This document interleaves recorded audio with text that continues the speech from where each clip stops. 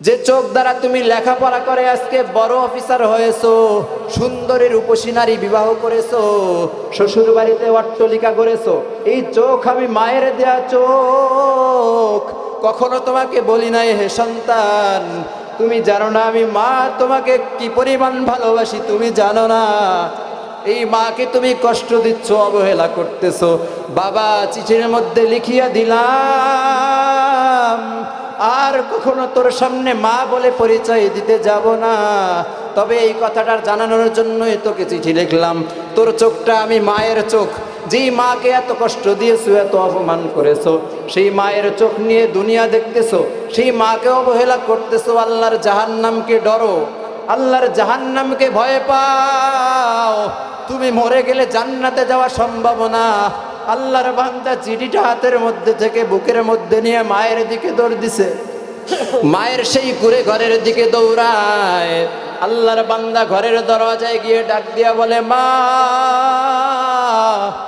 অনেক অপরাধ করেছি মা, আমি বুঝতে পেরেছি মা, দরওয়াজা খোলো মা, আমার অপরাধ আমি বুঝতে পেরেছি মা, দরজা খুলিয়া দাও। আল্লাহর বান্দা দরওয়াজার মধ্যে দাঁড়াইয়া ডাকতেছে, কিন্তু মা ঘর থেকে আওয়াজ দেয় না। একবার দুইবার ডাক দেওয়ার পরে, যখন অসংখ্য বার ডাক দেওয়ার পরে মা আওয়াজ দেয় না, আল্লাহর বান্দা দরওয়াজার মধ্যে জোরে ধাক্কা দেয়, দরওয়াজা ভেঙে পড়ে যায়। সামনে গিয়ে দেখতেছে মা ঘুমের মধ্যে আছে, মা কোনো নড়াচড়া করে না, মা তার সন্তানের কথার কোনো জবাব দেয় না। মা মা বলে ডাকতেছে, মা সন্তান বলে আওয়াজ করে না। আল্লাহর বান্দা মায়ের কপালের মধ্যে হাত দিতেছে, না মায়ের কোনো আওয়াজ নেই। মা মা বলে চিৎকার করে মাকে নাড়া দিচ্ছে, মায়ের কোনো আওয়াজ নেই। ও নবীর আশিক, আল্লাহর বান্দা বুঝতে আর বাকি নাই, যেই মাকে এত পরিমাণ নির্যাতন করেছি, এত এত কষ্ট দিয়েছি, এই মা না খেয়ে খেয়ে এই ঝুপড়ি ঘরের মধ্যে থেকে থেকে আল্লাহর কবরে রওনা দিয়েছে। মার দুনিয়ার জমিনে বেঁচে নাই। আল্লাহর বান্দা চোখের পানি ছেড়ে কান্না করতেছে, কিন্তু এই সময় কান্নার কোনো লাভ নাই। হে যুবক ভাই, পর্দার অন্তরালের বোন, যাদের মা বাবা দুনিয়াতে বেঁচে আছে, মা বাবা দুনিয়াতে জীবিত থাকা অবস্থায় সম্মান করেন, কদর করেন, যত্ন করেন, বৃদ্ধ হয়ে যাওয়ার পরে মূর্খ বলে গালি দিবেন না। আপনার জান্নাতে মা বাবার পায়ের নিচে, আপনার জাহান্নামে মা বাবার কাছে। আপনি যদি জান্নাত অর্জন করতে না পারেন, অটোমেটিক আল্লাহ তাআলা আপনাকে জাহান্নাম দিয়ে দিবেন। কারণ মা বাবা যদি অসন্তুষ্ট হয়, পৃথিবীর কোনো পীর নাই, কোনো মাজার নাই, কোনো দরবার নাই, কোনো ওলি নাই আপনাকে জাহান্নাম থেকে বাঁচাতে পারে। আল্লাহ পাক রব্বুল আলামিনের সাথে যদি অংশীদার সাব্যস্ত করা হয়, সেই জিনিসটাকে শিরক বলা হয়। শিরক, শিরক মানে অংশীদার সাব্যস্ত করা। আল্লাহ তাআলার সাথে মানুষ তিন ভাবে অংশীদার সাব্যস্ত করে। মুফাসসিরিনে কেরাম বর্ণনা করতেছেন, মানুষ তিন পদ্ধতিতে আল্লাহ তাআলার সাথে অংশীদার সাব্যস্ত করে, তিন পদ্ধতিতে শিরক করে। কয় পদ্ধতিতে? তিন পদ্ধতিতে আল্লাহ তাআলার সাথে অংশীদার সাব্যস্ত করে। এক নম্বরে শিরক ফিজ্জাত, আল্লাহ তাআলার অস্তিত্বের সাথে কাউকে অংশীদার সাব্যস্ত করা এক নম্বরের শিরক। তাওহীদের সাথে আল্লাহ তাআলার উলুহিয়ত রুবুবিয়তের সাথে কাউকে অংশীদার সাব্যস্ত করলে এটা এক নম্বরের শিরক। কিভাবে অংশীদার সাব্যস্ত করা হয়? ও নবীর আশিকের দল, ভালো করে বোঝার চেষ্টা করবেন। এই জমিনের মধ্যে এমনও মানুষ আছে যারা বলে আল্লাহ তাআলা একজন নয়, আল্লাহ তাআলা একজন নয়, দুইজন, তিনজন বা শত শত কোটি কোটি আল্লাহ এরা বিশ্বাস করে। আল্লাহ কতজন? আসতে বলেন কেন? একজন। এটা ঈমানের সাথে সম্পর্ক। অন্তরের মধ্যে যদি সন্দিহান থাকে যে আল্লাহ তাআলা একজন নয়, দুইজন বা তিনজন, বা আল্লাহ তাআলার অংশীদার কেউ আছে, এই চিন্তা চেতনা যদি অন্তরে কোনোভাবে একটু জায়গা পায়, তাহলে আপনি শিরিক করে ফেললেন, ঈমান থেকে খারেজ হয়ে যাবেন, বেঈমান হয়ে যাবেন। এজন্য এই জায়গার মধ্যে চুপ থাকা চলবে না, কারণ ঈমান আছে নাকি নাই, বিশ্বাস স্থাপন করছি কি করি নাই, এটা এখান থেকে প্রমাণিত হবে। এজন্য মুহাব্বতে জোরে সরে বলেন, রব কয়জন? আল্লাহ কতজন? ও নবীর আশিক, যারা আল্লাহ তাআলার উলুহিয়ত রুবুবিয়তের সাথে অংশীদার সাব্যস্ত করে, এরা বলে আল্লাহ একজন নয়, রিজিকের মালিক একজন, হায়াতের মালিক আরেকজন। ইহুদি খ্রিস্টান বেঈমানেরা বলে আল্লাহ তাআলা একজন নয়, হ্যাঁ আল্লাহ একজন, কিন্তু আল্লাহ তাআলার সমকক্ষ আরো আছে। তারা বলে কারা আছে? তারা বলে আল্লাহ তাআলার স্ত্রী আছে। জোরে বলেন, আরো জোরে বলেন। তারা বলে আল্লাহ তাআলার সন্তান আছে। তারা হযরতে মারিয়াম আলাইহিস সালাতু ওয়াস সালামকে আল্লাহ তাআলার স্ত্রী বলে সম্বোধন করে। তারা হযরতে ঈসা আলাইহিস সালাতু ওয়াস সালাম জলিলুল কদর পয়গম্বরকে আল্লাহ তাআলার সন্তান সাব্যস্ত করে। আপনারা জোরে সরে বলুন, আল্লাহ তাআলার অংশীদার কেউ আছে নাকি? আরো জোরে বলেন, না না না,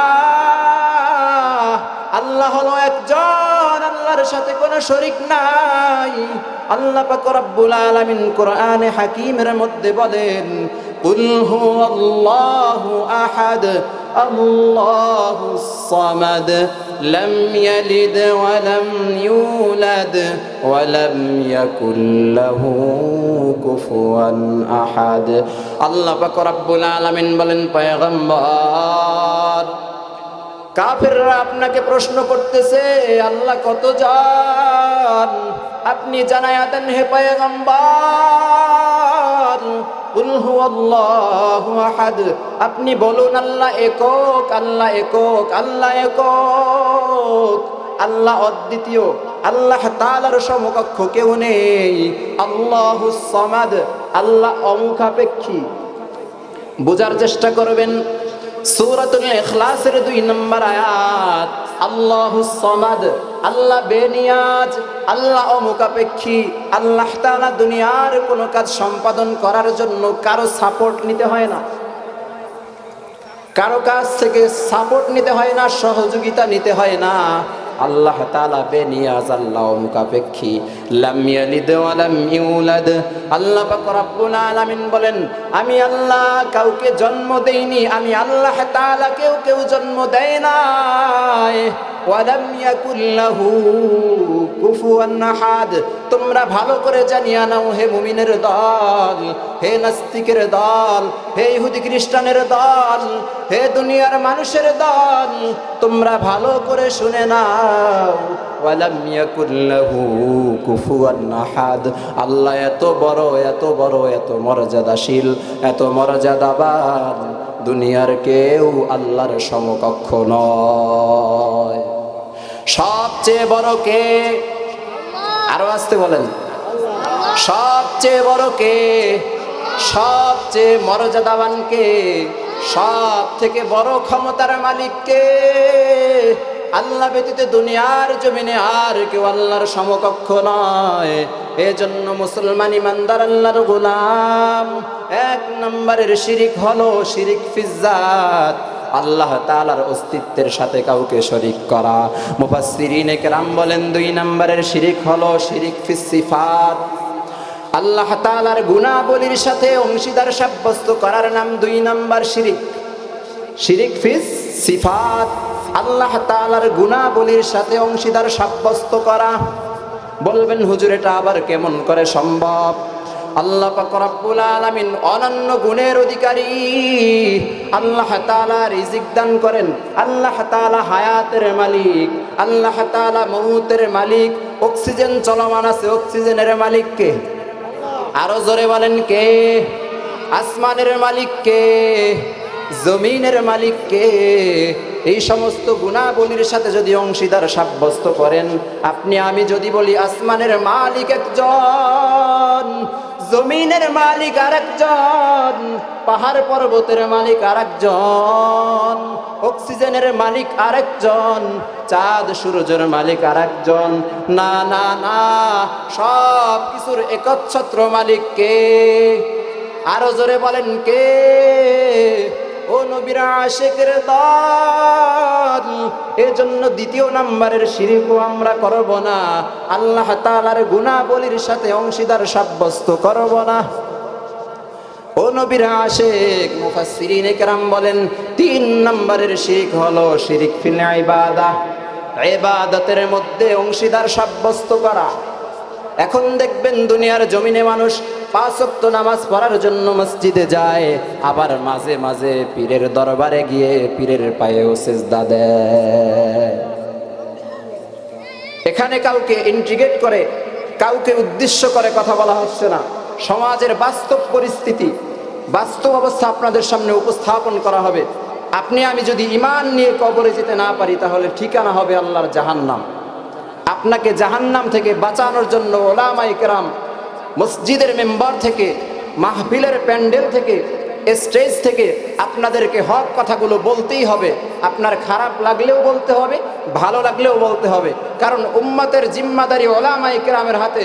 উম্মতদেরকে ধরে ধরে টেনে টেনে টেনে হেসড়ে জাহান্নাম থেকে মুক্ত করে জান্নাতের পথে উঠানোর জন্য উলামায়ে কেরামকে আল্লাহ তাআলা স্বয়ং নিজে দায়িত্ব দিয়েছেন। এজন্য উলামায়ে কেরাম হক কথা বলবেই। কার গায়ে লাগলো, কে খারাপ ভাবলো, কার ভালো লাগলো, এটা দেখার উলামায়ে কেরামের সময় নাই। ঠিক না বেঠিক? এজন্য নবীর আশিক 3 নম্বরের শিরক কি? শিরক ফিল ইবাদাহ, ইবাদতের মধ্যে শিরক করা। কেমন করে শিরক করা হয়? অনেক মুসলমান আছে মসজিদের মধ্যে গিয়ে আল্লাহ তাআলার কুদরতি কদমে সিজদা দেয়, আবার মাজারে গিয়ে সিজদা দেয়, তখন বলে এটা হলো তাজিমি সিজদা। ভালো করে বোঝার চেষ্টা করবেন, তাজিমি সিজদা বলতে দুনিয়াতে কোনো সিজদা নাই।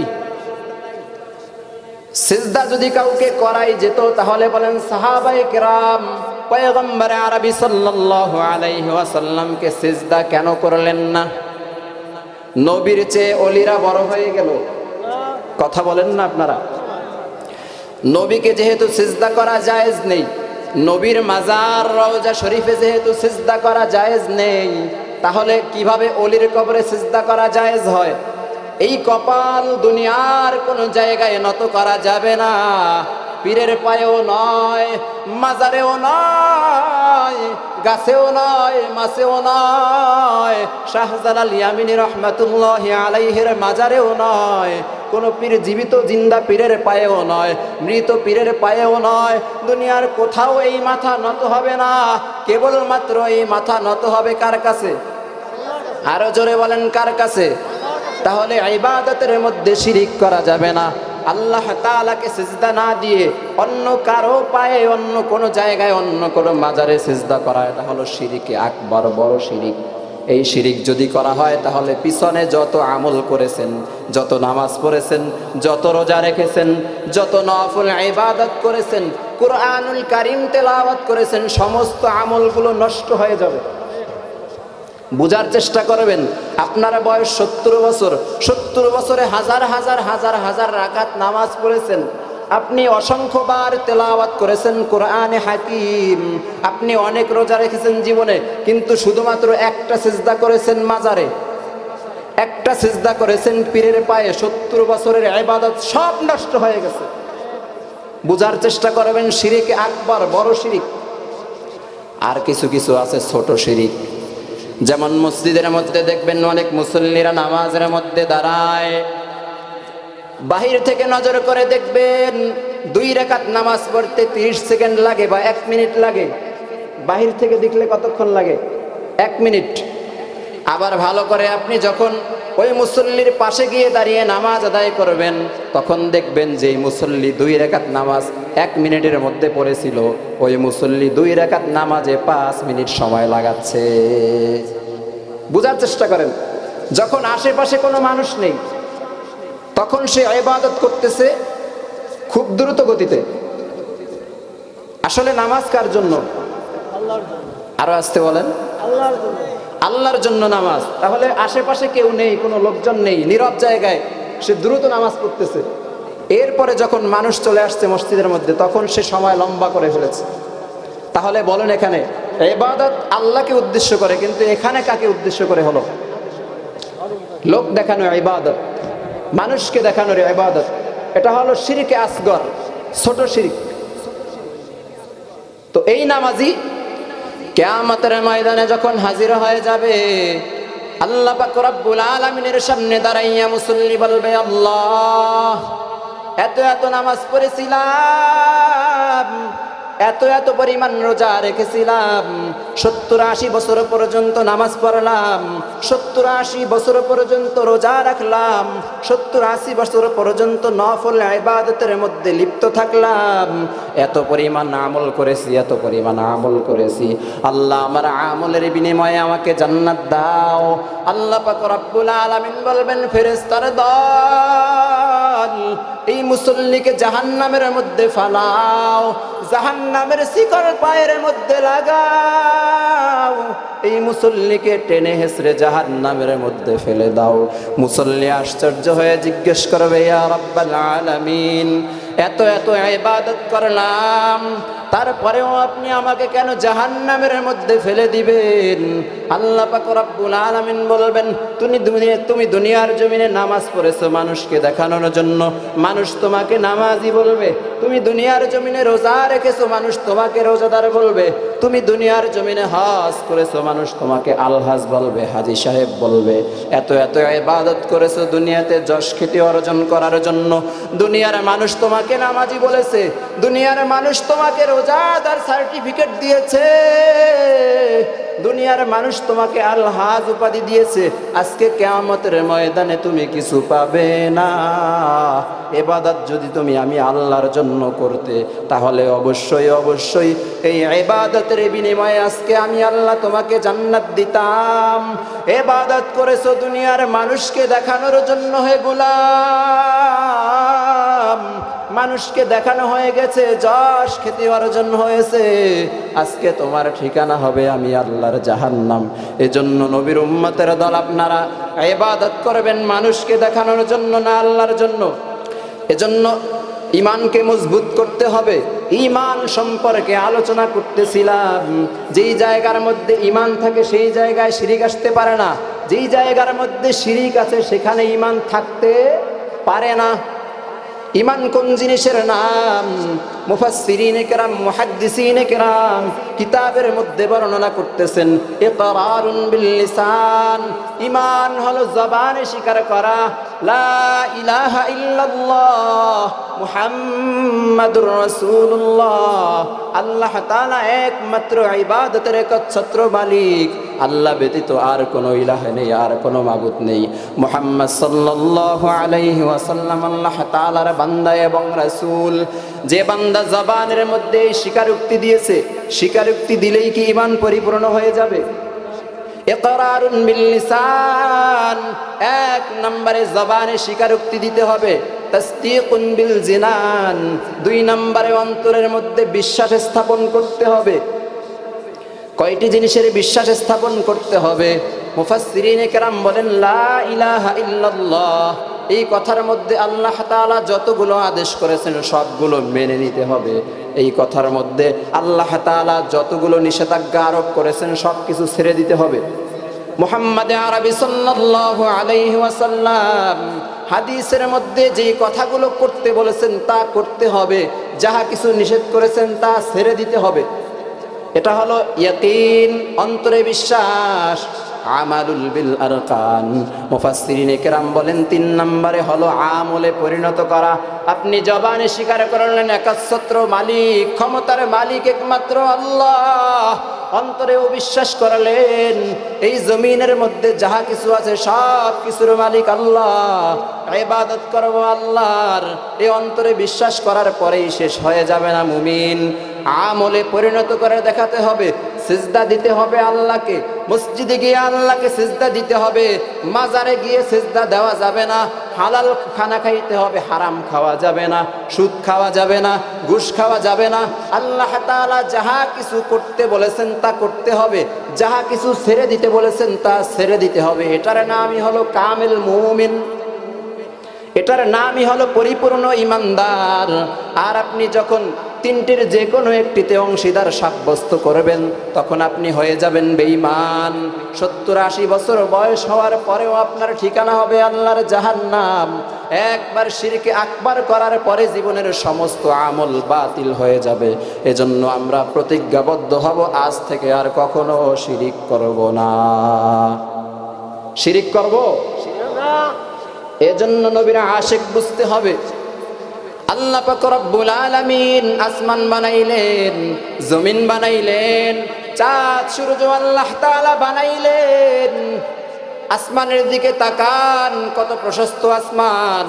আল্লাহ তাআলা আসমানকে লটকিয়ে রেখেছেন। কোন ধরনের কোন সুতা আছে? কোন খুঁটি আছে? কিসের মাধ্যমে আল্লাহ তাআলা আসমানকে লটকিয়ে রেখেছেন?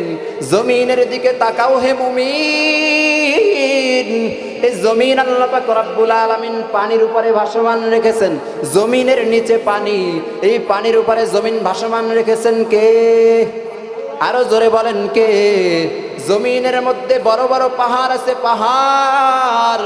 পাহাড়ের দিকে যদি তাকাও, অনেক বড় বড় পাহাড় আল্লাহ পাক রব্বুল আলামিন জমিনের উপরে লোহা স্বরূপ, পেরেক স্বরূপ মেরে দিয়েছেন, যাতে করে জমিন নাড়াচাড়া না করে। আসমানের দিকে তাকান, আসমানের মধ্যে চাঁদ আল্লাহ তাআলা লটকিয়ে রেখেছেন।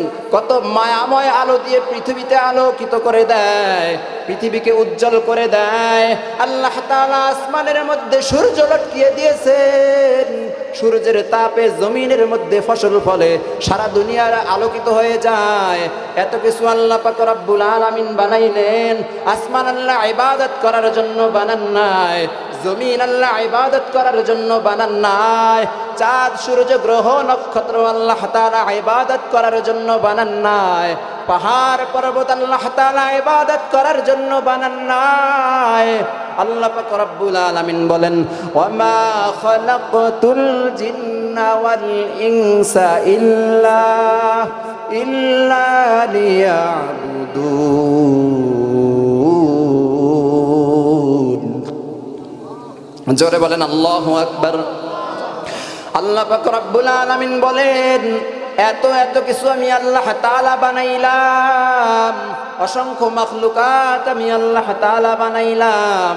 এত এত মাখলুকাত আমি আল্লাহ তাআলা ইবাদত করার জন্য বানাই নাই। আমি আল্লাহ পাক রব্বুল আলামিন শুধুমাত্র দুই দল জাতিকে ইবাদত করার জন্য বানাইছি।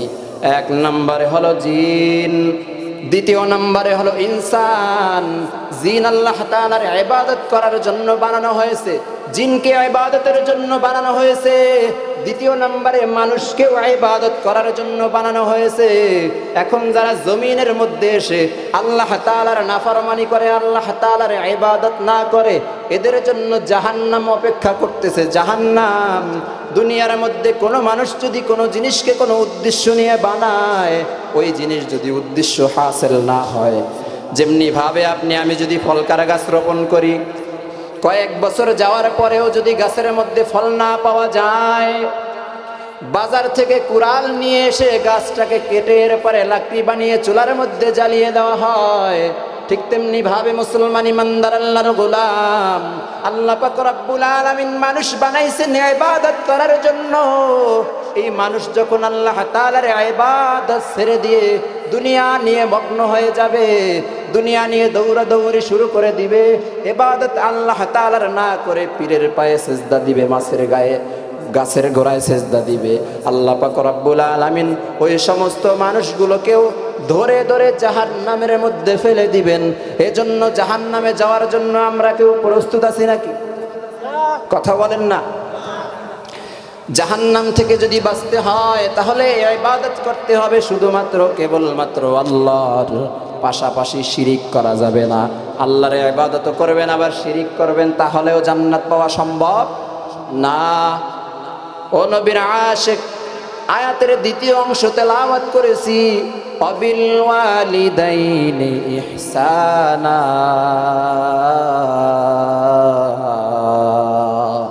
জোরে বলেন না আল্লাহু আকবার। আল্লাহ পাক রব্বুল আলামিন বলেন, আমার ইবাদত তো করবাই করবা, তবে অবিল ওয়ালিদাইনি ইহসানা, আমার ইবাদত করার পাশাপাশি কারো সাথে আমি আল্লাহ তাআলাকে অংশীদার সাব্যস্ত করবা না। এর পরবর্তী কাজ হলো তোমরা খেদমত করবে পিতামাতার, তোমরা খেদমত করবে পিতামাতার। পিতামাতা কেমন দৌলত, কেমন দৌলত! রিদার রাব্বি ফি রিদাল ওয়ালিদাইন ওয়া সাখাতুর রাব্বি ফি সাখাতিল ওয়ালিদাইন। পয়গম্বর আরবি সাল্লাল্লাহু আলাইহি ওয়াসাল্লাম বলেন, হে আমার উম্মতের দল, তোমরা জানিয়া নাও যার প্রতি পিতামাতা রাজি, আল্লাহ পাক রব্বুল আলামিন ওই বান্দা বান্দির প্রতি রাজি হয়ে যায়। আর যেই বান্দা বান্দির প্রতি পিতামাতা নারাজ, আল্লাহ পাক রব্বুল আলামিন ওই বান্দা বান্দির প্রতি নারাজ হয়ে যায়। দুনিয়াতে জান্নাত ক্রয় করার সুযোগ আছে। যাদের পিতামাতা দুনিয়াতে বেঁচে আছে এরা জান্নাত ক্রয় করার সুযোগে এখনো আছে। কিন্তু আমাদের সমাজের হালত হলো, কোনো পিতামাতা যদি বৃদ্ধ হয়ে যায়, বৃদ্ধ হয়ে গেলে তখন পিতামাতাকে বৃদ্ধাশ্রমে পাঠায়। এরকম কুলাঙ্গার সন্তান সমাজের মধ্যে আছে না নাই? এটা বুঝতে অক্ষম হয়ে গেল যে পিতামাতা তার জন্য জান্নাত এবং জাহান্নাম। قال النبي صلى الله عليه وسلم হুমা জান্নাতুকা ওয়া নারুকা। পয়গম্বর বলেন, হে আমার উম্মতের দল, পিতামাতা তোমাদের জন্য জান্নাত অথবা জাহান্নাম। যারা পিতামাতার খিদমত করতে পারতেছে, যারা পিতামাতাকে মূল্যায়ন করতেছে, এদের জন্য আল্লাহ পাক রব্বুল আলামিন ঠিকানা বানাবেন আল্লাহর জান্নাত। আর যারা পিতামাতার নাফরমানি করতেছে, পিতামাতার সাথে খারাপ আচরণ করতেছে, পয়গম্বরে আরবি সাল্লাল্লাহু আলাইহি ওয়াসাল্লাম বলেন, এদের ঠিকানা হবে আল্লাহর জাহান্নাম। قال النبي صلى الله عليه وسلم لا يدخل الجنة منان ولا عاق ولا مدمن خمر। পয়গম্বর বলেন, তিন দল মানুষ জান্নাতে প্রবেশ করতে পারবে না। কত দল মানুষ? ভালো করে বোঝার চেষ্টা করেন যুবক ভাই, হে পর্দার অন্তরালের বোন, ভালো করে জানিয়ে লাও। পয়গম্বর আরবি সাল্লাল্লাহু আলাইহি ওয়াসাল্লাম বলেন, তিন দল ব্যক্তিদের জন্য আল্লাহর জান্নাত হারাম। কত দল ব্যক্তি? এক নম্বরে হলো মান্নান, যারা উপকার করে মানুষকে খোটা দেয়। উপকার করে খোটা দেনেওয়ালা ব্যক্তির জন্য জান্নাত হারাম। আল্লাহ তাআলা এই ব্যক্তির জন্য জান্নাত রাখেন নাই। এরকম মানুষ সমাজের মধ্যে আছে না নাই? কথা বলেন না আপনারা? এজন্য উপকার যদি কখনো করেন, এই নিয়তে করবেন যে আমি একমাত্র লিল্লাহিয়াত, আল্লাহ তাআলার জন্য তাকে উপকার করেছি। কখনোই খোটা দিবেন না। যদিও সে আপনাকে পরবর্তীতে আপনার ক্ষতি করে, ক্ষতিও যদি করে, তারপরেও খোটা দিবেন না। আমাদের সমাজের অবস্থা হলো, আমরা যদি কারো উপকার করি, পরবর্তীতে যখন সে ক্ষতি করে তখন বলি, তোর তো আমি এই উপকার করছিলাম, কিন্তু তুই কিভাবে আমার ক্ষতি করলি? এটা খোটা হয়ে গেল। আপনি উপকার করেছেন, দেখেছেন কে? আপনার উপকার দেখেছেন আল্লাহ।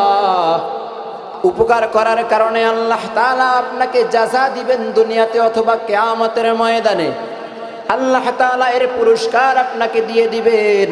কিন্তু আপনি যখন বললেন তোমার উপকার করলাম, তুমি আমার ক্ষতি কেমনে করলা, তখন আল্লাহ তাআলা বলবেন, হে বান্দা, যখন তুমি আমার বান্দাকে উপকার করার পরে সহ্য করতে পারো না, আবার খোটা দিয়ে দিয়েছো, এই খোটা দেওয়ার কারণে তোমার উপকারে কোনো লাভ হবে না। উপকার করে খোটা দেওয়া ব্যক্তির জন্য জাহান্নাম। লা ইয়াদখুলুল জান্নাতা মান্নান। পয়গম্বর হাদিসের দ্বিতীয় অংশের মধ্যে বলেন, ওয়ালা আকুল। দুই নাম্বার যেই ব্যক্তিদের জন্য জান্নাত হারাম, তারা হলো যারা পিতামাতার নাফরমান। সমাজের মধ্যে নাফরমান সন্তান আছে না নাই? ও নবীর আশিকের দল, যারা পিতামাতার সাথে নাফরমানি করবে, খারাপ আচরণ করবে, এদের জন্য জান্নাত হারাম। এরা আল্লাহ তাআলার জান্নাতে প্রবেশ করতে পারবে না।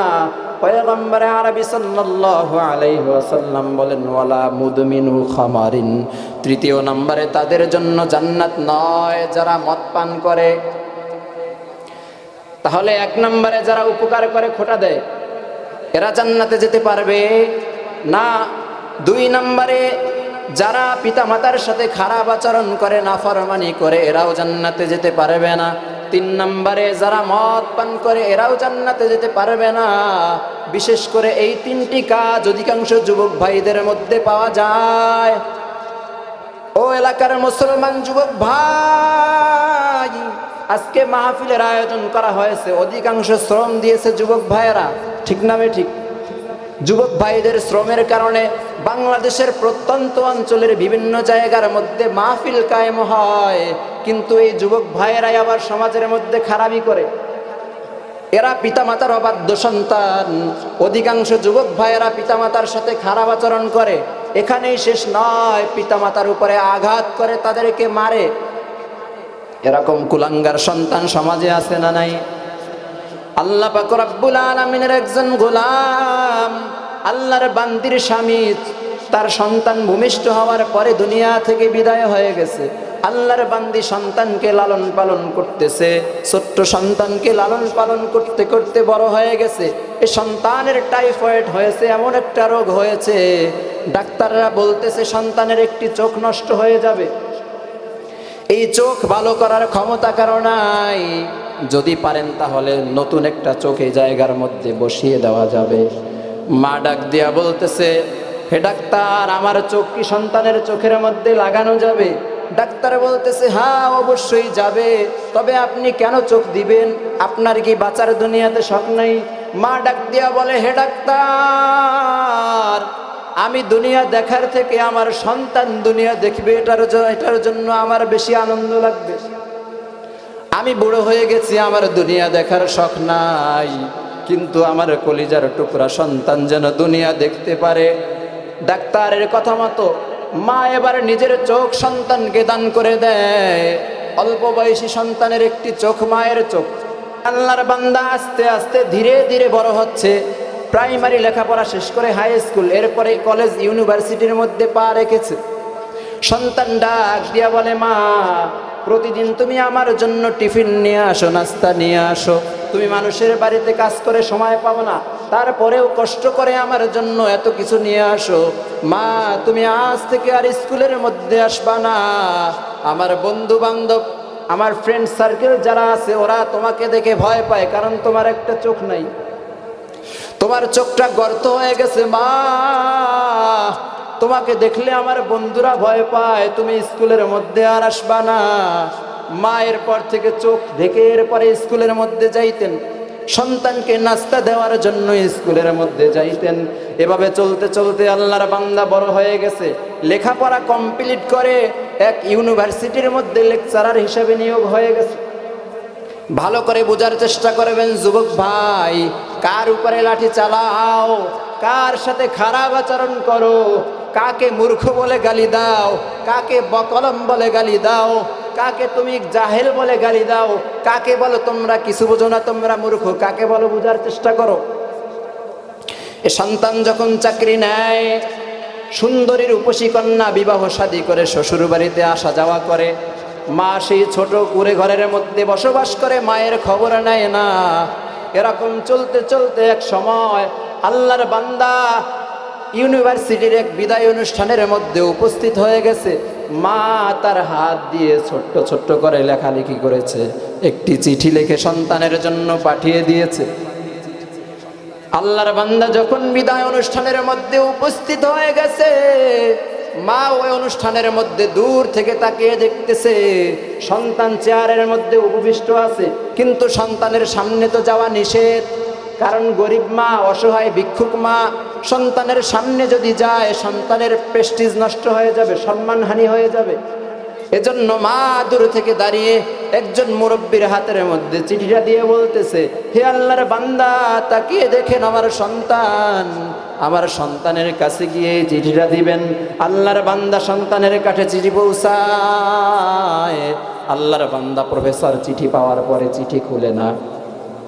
সম্ভবত মা এখানে টাকা পয়সা চাইছে, চিঠির মধ্যে মা সম্ভবত টাকা পয়সা চেয়েছে, এজন্য সন্তান চিঠি খুলে না। বাড়িতে চলে যাওয়ার পরে অনেক সময় অতিবাহিত হওয়ার পরে মনের মধ্যে চিন্তা আসলো, আমি কোন মাকে অবহেলা করতেছি, লাঞ্ছিত বঞ্চিত করতেছি। এই মা তো সেই মা যিনি মানুষের বাড়িতে কাজ করে করে আমাকে লেখাপড়া করাইছিলেন। এই মা তো সেই মা নিজে না খেয়ে তার খাবারগুলো আমাকে খাওয়াইছিলেন। এই মা তো সেই মা ভিক্ষা করে করে আমার লেখাপড়ার খরচ বহন করেছিলেন। এই মা চিঠি দিয়েছে, আমি কেমন সন্তান, কেমন জালিম। মায়ের চিঠিগুলো আমি দেখতে লজ্জাবোধ করতেছি। আল্লাহর বান্দার অন্তরের মধ্যে বুঝ শক্তি যখন আসে, চিঠিগুলো দেখতেছে, চিঠির মধ্যে লেখা, হে সন্তান, তুমি যখন ছোট ছিলা, তুমি ছোট থাকা অবস্থায় এমন একটা রোগ হয়েছিল, তোমার একটা চোখ নষ্ট হয়ে গিয়েছে। ডাক্তার বলতেছে এখানে চোখ লাগানোর জন্য, ভালো চোখ, সুস্থ চোখ যদি লাগানো যায় তাহলে তুমি দুনিয়া দেখতে পারবা, নতুবা তুমি দুনিয়া দেখতে পাবে না, অন্ধ হয়ে যাবে। এমন পরিস্থিতিতে তুমি জানো না আমি মায়ের চোখ তোমাকে দান করে দিয়েছিলাম সন্তান। যে চোখ দ্বারা তুমি লেখাপড়া করে আজকে বড় অফিসার হয়েছো, সুন্দরী রূপসী নারী বিবাহ করেছো, শ্বশুর বাড়িতে অট্টালিকা করেছো, এই চোখ আমি মায়ের দেয়া চোখ। কখনো তোমাকে বলি নাই হে সন্তান তুমি জানো না আমি মা তোমাকে কি পরিমাণ ভালোবাসি, তুমি জানো না। এই মাকে তুমি কষ্ট দিচ্ছ, অবহেলা করতেছো। বাবা চিঠির মধ্যে লিখিয়া দিলাম, আর কখনো তোর সামনে মা বলে পরিচয় দিতে যাব না, তবে এই কথাটা জানানোর জন্যই তোকে চিঠি লিখলাম। তোর চোখটা আমি মায়ের চোখ, যেই মাকে এত কষ্ট দিয়েছো, এত অপমান করেছো, সেই মায়ের চোখ নিয়ে দুনিয়া দেখতেছো, সেই মাকে অবহেলা করতেছো। আল্লাহর জাহান্নামকে ডরো, আল্লাহর জাহান্নামকে ভয় পাও। তুমি মরে গেলে জান্নাতে যাওয়া সম্ভব না। আল্লাহর বান্দা চিঠিটা হাতের মধ্যে থেকে বুকের মধ্যে নিয়ে মায়ের দিকে দৌড় দিছে। মায়ের সেই কুড়ে ঘরের দিকে দৌড়ায়। আল্লাহর বান্দা ঘরের দরজায় গিয়ে ডাক দিয়া বলে, মা অনেক অপরাধ করেছি মা, আমি বুঝতে পেরেছি মা, দরওয়াজা খোলো মা,